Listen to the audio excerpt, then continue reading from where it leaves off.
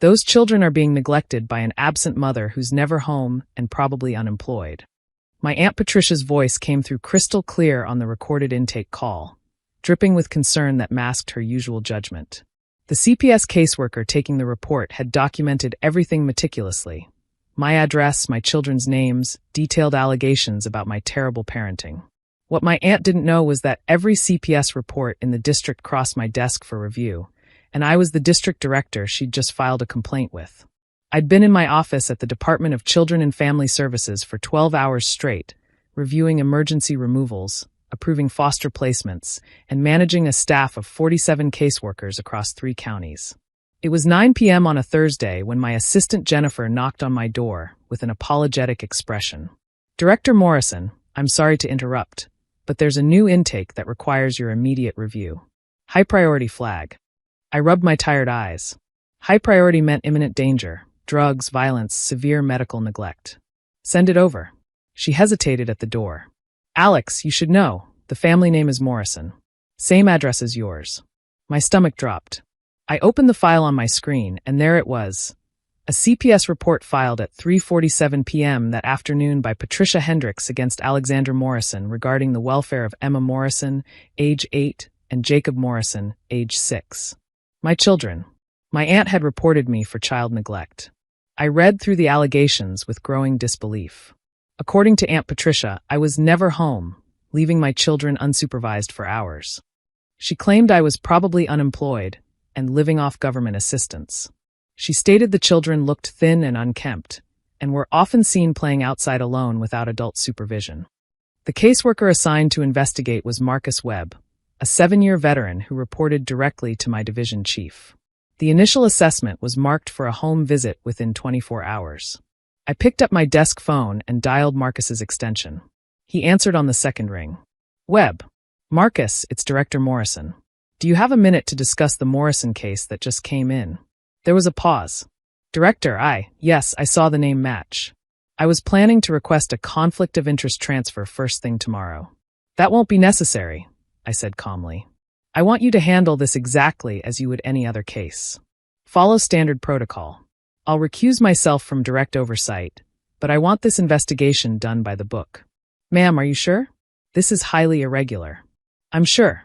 Marcus, you're one of our best investigators. If there's any truth to these allegations, I want someone competent finding it. And if there isn't, I want the investigation documented thoroughly. Can you do that?" "Yes, ma'am. I'll schedule the home visit for tomorrow afternoon." "Thank you. And Marcus? My aunt doesn't know what I do for a living. Let's keep it that way for now." After I hung up, I read through the report again, this time analyzing it with my professional eye rather than my emotional reaction. Patricia had called at 3:47 p.m. The children would have been in school. What had prompted this? My phone buzzed.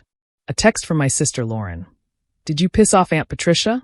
She just called me asking about your employment situation and whether you're stable enough to raise the kids." I typed back. "What did you tell her?" "That you're doing fine." She didn't believe me. Said she's been watching your house and you're never there. "Alex, what's going on?" I stared at the text. "Watching my house." Of course. Patricia lived 4 blocks away from my modest 3-bedroom home in suburban Portland. She'd probably been driving by regularly, building her case. What she didn't see was me leaving at 5:30 a.m. every morning for the office. She didn't see me coming home at 7 p.m. most nights. She didn't know that my children were in an excellent before and after school program at their elementary school, or that my neighbor Mrs. Chin picked them up on my late days and they did homework at her house while her grandchildren played. She saw an empty driveway during the day and assumed neglect. I called Lauren back. "Can you do me a favor? Don't tell Patricia anything about my job." "Not yet." "Why?" "Alex, you're the director of CPS for 3 counties. That's not exactly a secret. It is to Patricia. She's never asked what I do. She assumed I was unemployed after the divorce, and I never corrected her. That was 3 years ago." "I know, but she made it clear at the time that she thought I was making a mistake, leaving Michael, taking the kids, trying to work full-time. She said I'd never manage. I stopped trying to prove her wrong and just focused on doing the work." Lauren sighed. "She reported you to CPS, didn't she?" "How did you know?" "Because she told me she was going to. She called me this morning, said she was concerned about the children's welfare, and was going to contact the authorities. I thought she was bluffing. She wasn't. CPS is coming to my house tomorrow for an investigation. Jesus, Alex. What are you going to do? Let them investigate. Everything Patricia alleged is false. I have nothing to hide. But she's family. This is going to destroy your relationship with her. Lauren, we don't have a relationship. We have a series of judgments she's made about my life choices, and I have the exhaustion of trying to defend myself. Maybe it's time she learned what I actually do with my time when I'm never home. The next afternoon, I left work at 3 p.m., early for me, and drove home. My children were already there, delivered by Mrs. Chen right after school. Emma was doing math homework at the kitchen table, and Jacob was building something elaborate with Legos in the living room. Mom. Emma looked up in surprise. You're home early. I am. How was school? Good. We're learning about fractions. They're weird. Fractions are weird, I agreed. But useful. Keep working on them. Jacob ran over and hugged my legs. Can we go to the park? Maybe later, buddy. We have a visitor coming. A social worker needs to check on you guys and make sure you're doing okay. Emma's eyes went wide. Like the social workers you tell us about? The ones who help kids. Exactly like that. They're going to ask you some questions about our family, about school, about whether you feel safe and happy. Just tell the truth, okay? Okay, Emma said seriously. Are we in trouble? No, sweetheart. Someone made a report saying they were worried about you, so the social worker has to check. It's their job, but there's nothing to worry about. The doorbell rang at 4:15 p.m. Marcus Webb stood on my porch with a clipboard and a professional expression that didn't quite hide his discomfort. Director Morrison. Come in, Marcus. Please call me Alex for this visit. He stepped inside and immediately took in the scene. Emma at the table with her homework spread out, Jacob on the floor with Legos, the kitchen clean but lived in, children's artwork on the refrigerator, family photos on the walls. These must be Emma and Jacob, Marcus said, his tone warming. Hi guys, I'm Mr. Webb. I work with your mom. Emma looked at me. I nodded. Hi, she said. Are you here to make sure we're okay? That's exactly right. Is it okay if I ask you some questions? For the next hour, Marcus did his job perfectly. He interviewed each child separately, checked their bedrooms, looked in the refrigerator, asked about school and friends and what they did after class. He was thorough, professional, and kind. I stayed mostly quiet, letting my home and my children speak for themselves. When Marcus finished, he asked to speak with me privately. We stepped out onto the back porch. Director, Alex, I need to ask some questions about the allegations. Of course. The report states you're frequently absent and the children are unsupervised. Can you walk me through your typical schedule? I pulled out my phone and showed him my calendar. I leave for work at 5:30 a.m. The kids are still asleep. Mrs. Chun, our neighbor, comes over at 6:30. She makes them breakfast and walks them to school. It's 3 blocks away. School runs from 8 a.m. to 3 p.m. They attend the after-school program until 5:30, unless I have a late meeting, in which case Mrs. Chun picks them up, and they stay at her house until I get home, usually by 7. And the reporters claim that you're unemployed? I smiled tightly. I'm the District Director of Children and Family Services. I oversee CPS operations for 3 counties. My annual salary is $127,000. I've been in this position for 2 years, and I've worked for CPS for 8 years total. Marcus's expression shifted from professional neutrality to barely concealed shock. The person who reported you doesn't know what you do. My Aunt Patricia hasn't asked about my job in 3 years. She assumed I was unemployed after my divorce, and I never corrected her. We're not close. She's been watching your house, Marcus said carefully. The report includes detailed observations about your empty driveway during the day. She lives 4 blocks away. I'm aware she drives by. Alex, I need to tell you, this report is completely unfounded. Your children are healthy, happy, well cared for, and clearly thriving. Your home is safe and clean. They're enrolled in school and an excellent after-school program. You have a reliable backup caregiver. There's no neglect here. Not even close. I know, I said quietly. But you needed to verify that. Yes. He hesitated. What do you want me to do about your aunt? Document everything. Close the case as unfounded. And Marcus? I want to call her myself. Schedule it for tomorrow morning in my office. I'll have my division chief present as a witness. You're going to tell her? I'm going to show her what happens when you file a false CPS report against someone who actually works for CPS. The next morning, I called Patricia from my office at 9 a.m. sharp. My division chief, Barbara Torres, sat across from me. Patricia? It's Alex. Alex. Her voice was cool. I suppose you know why I called social services. I do. In fact, I have the full report right here in front of me. Case number 2024-3847, filed by Patricia Hendricks regarding Alexandra Morrison and her children. Then you understand my concerns. Those children need proper supervision. Patricia, let me stop you there. Do you know what I do for a living? I assume you're working somewhere, though clearly not enough if you're never home to care for your own children. I'm the District Director of Children and Family Services for Multnomah, Clackamas, and Washington counties. I oversee all CPS operations in this region. I've worked in child welfare for 8 years. And yesterday, a caseworker from my department came to my home to investigate your allegations. Silence. Patricia, are you still there? You work for CPS? Her voice was strangled. I run CPS. Your report came across my desk because every high-priority case requires my review. I read your allegations about me being unemployed, about my children being neglected, about me being an unfit mother. Then I recused myself from direct oversight and had one of my senior investigators handle the case. Alex, I didn't mean.